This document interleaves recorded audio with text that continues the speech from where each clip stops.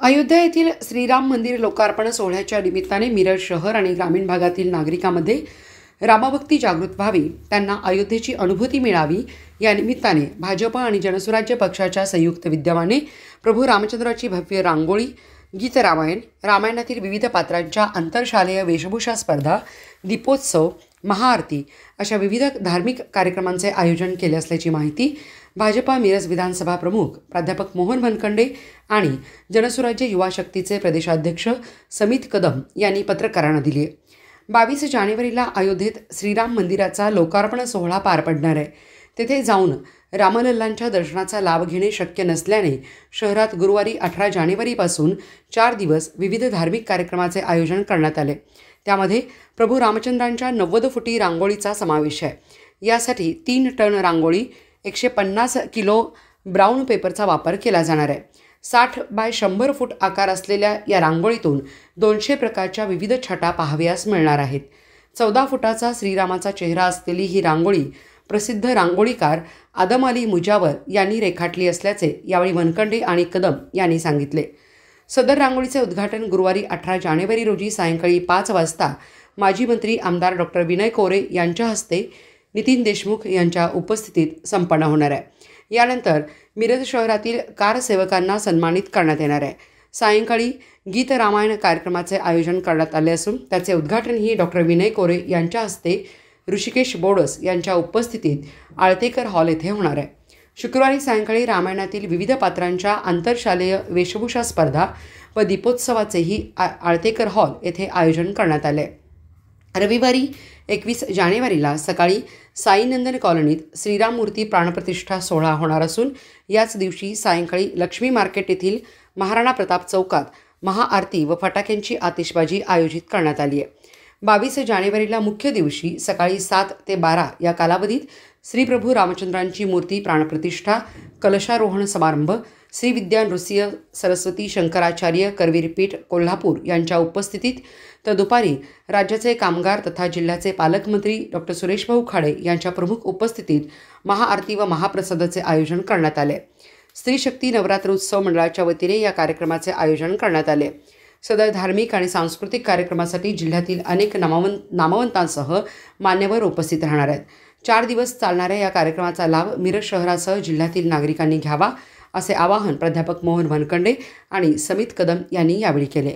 या बैठकीत लोकसभा समन्वयक शेखर इनामदार, बाबासाहेब आळतेकर, भाजपा युवक जिल्हाध्यक्ष दिगंबर जाधव, सागर बनखंडे उपस्थित होते।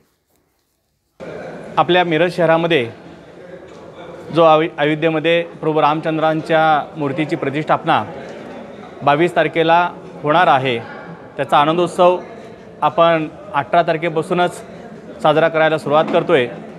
त्याची सुरुवात आपल्या मिरजमध्ये आळतेकर हॉलमध्ये विश्वविख्यात रांगोळीकार आदम अली मुजावर यांच्या मार्फत आळतेकर हॉलमध्ये आपण भव्य दिव्य अशी प्रभू रामचंद्राची रांगोळी साकारतोय। त्याची सुरुवात झालेली आहे आणि ती रांगोळी 18 ते 25 जानेवारीपर्यंत सर्व नागरिकांना पाहण्यासाठी उपलब्ध असणार आहे।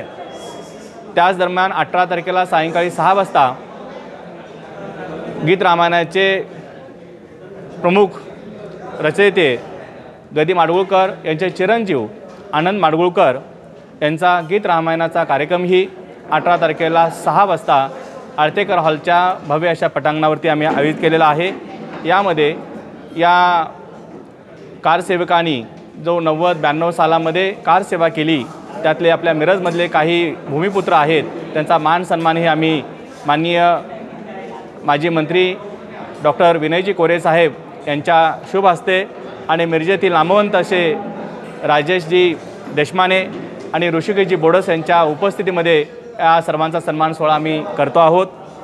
त्याचबरोबर 19 तारखेला सर्व अशा मिरजमधील बालगोपाळांचा प्रभू रामचंद्राच्या वेशातील त्यांचे पात्र जे आहेत त्यांच्या या पोशाखांचा आंतरशालेय वेशभूषा स्पर्धा आणि दीपोत्सव हा 19 तारखेला सायंकाळी 6 वाजता आळतेकर हॉलच्या या प्रणात आम्ही आयोजित केलेला आहे।